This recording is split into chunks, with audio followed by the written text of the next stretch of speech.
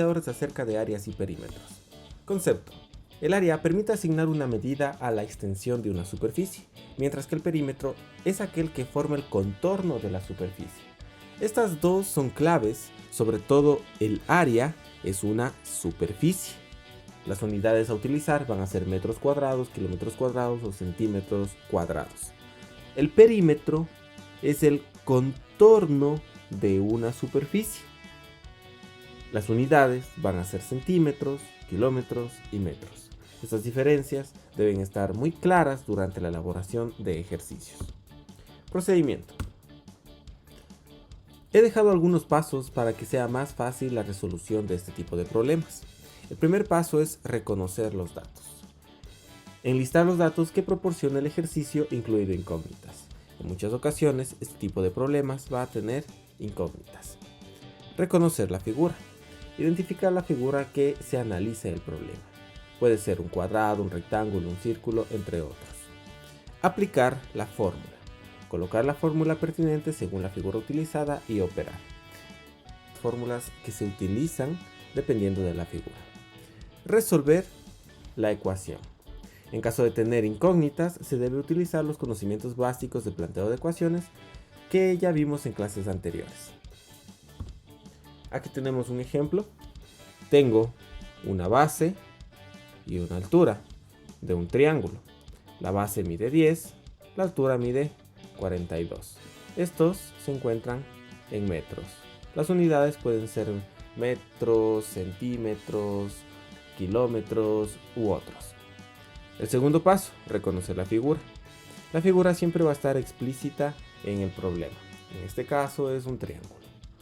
Aplicar la fórmula. Las fórmulas ya vamos a ver, pero para encontrar el área de un triángulo es base por altura sobre 2. Y finalmente realizamos la operación.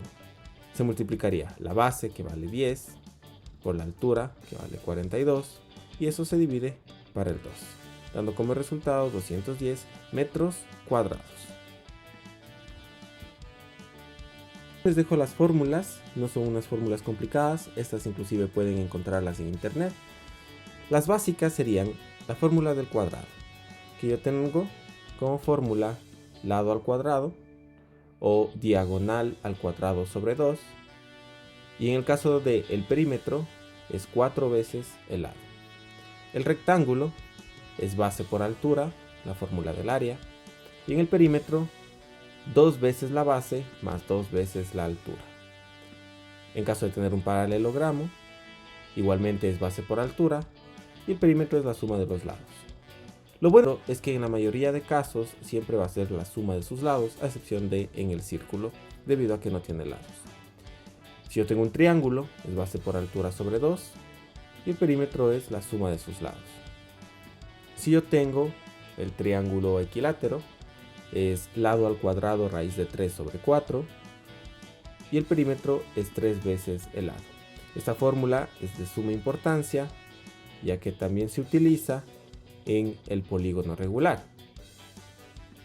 El rombo es diagonal mayor, diagonal menor, dividido para 2, tomando en cuenta que la diagonal mayor siempre va a ser esta diagonal más extensa y la diagonal menor va a ser la diagonal más pequeña. Y el perímetro es la suma de sus lados, que es base mayor más base menor dividido para 2 y por la altura, donde la base menor es la base más pequeña o la base superior, y la base mayor siempre es la base más larga o la base inferior. La altura es la que tenemos aquí, es transversal. Esta parte de aquí no es una altura, esto es un lado. En muchos ejercicios me otorga el lado del trapecio, no la altura, y ahí se utiliza Pitágoras para desarrollar ese tipo de ejemplos. El perímetro es la suma de sus lados. Polígono regular. El área es el perímetro por el apotema dividido para 2. El perímetro se obtiene de la suma de los lados, pero el apotema es desde el punto centro hasta el centro del lado. Esta fórmula es un poco complicada, por lo general no se utiliza. En ejercicios con polígonos regulares, al darme uno de los lados, yo aplico la fórmula del triángulo equilátero, multiplicado por el número de lados del polígono regular. Entonces tengo un polígono regular de 6 lados, al triángulo equilátero lo multiplicaría por 6.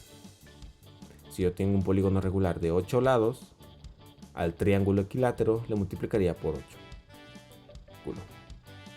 En esta figura yo tengo el radio, que es esta situación de aquí. Y en caso de que me dé un diámetro, el diámetro es toda la longitud del círculo.